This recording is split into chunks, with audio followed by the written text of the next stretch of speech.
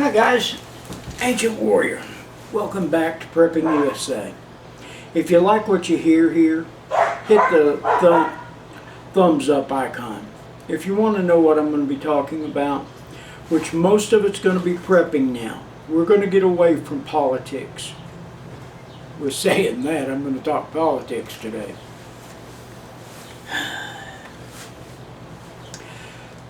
The NFAC, Not Fooling Around Committee. From what I understand, about 400 of them marched on Stone Mountain, Georgia. And then the morons, yeah, I called them morons because that's what they are. When you act like an idiot, you're going to get called one by this host. You go bouncing out there in a parade style, carrying all kinds of weapons, and then inviting the Boogaloo Boys,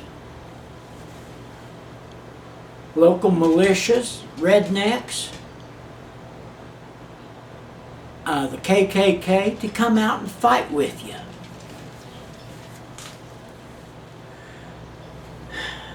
Are you stupid? Some of the militia actually have blacks involved in it because they don't like any better what they're seeing than we do. They have Hispanics. Matter of fact, a local militia right here, locally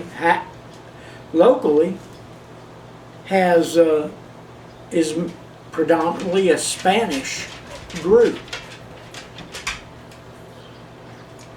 and they have about, out of their 60 plus members, probably only 5 or 6 whites or blacks, either one.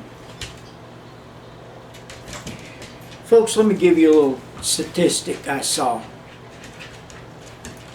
Black Americans make up 16% of the total in the U.S. 16%.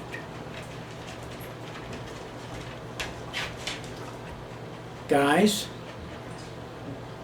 Caucasians, whites, whatever you want to call them, crackers, I don't care.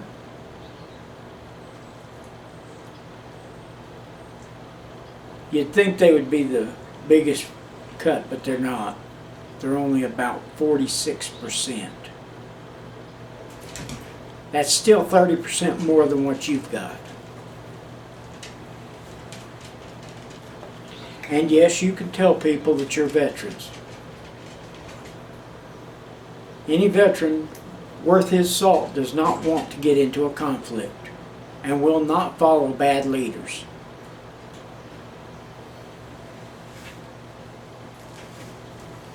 I've seen way too many bad leaders over the years. Starts with Congress, actually starts in the White House sometimes and works its way down. There was one in the White House that embarrassed me to no end because of his lack of spine, and it wasn't Obama. I knew what Obama was. He's a communist. He hates America.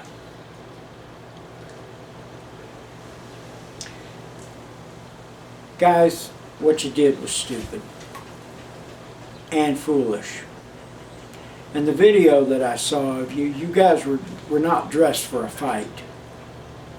You were dressed to show. What would have happened if Proud Boys or local militias would have showed up? Number one, you were dressed like targets. Number two, you were acting like children.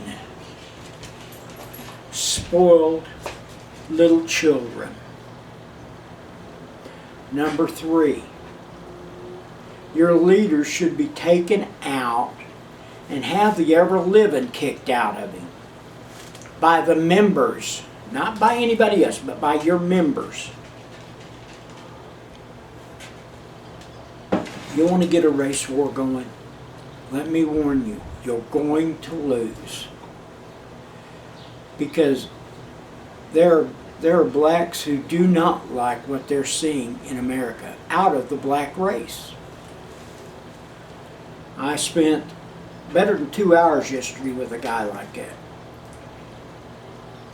And his opening comment to me was, he said, I guess you're going to expect me to be like other blacks. I don't expect anything out of anybody. All I expect out of you is to treat me right, and I'll treat you right. I was informed yesterday by him that there is a new local militia building. And I will tell you that they are doing their best to be a predominantly black militia that is going to stand by the Constitution of the United States. They do not believe that they have been treated poorly by, they do say they've been treated poorly by some people, but not by the flag, by the nation. And I know this guy is a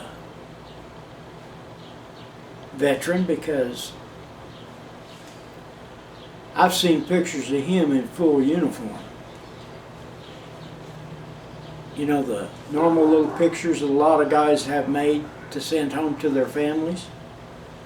I've seen his. His mama was so proud of him 9 years ago when he went in. And I've known his mama 35, 40 years, something like that. Good lady.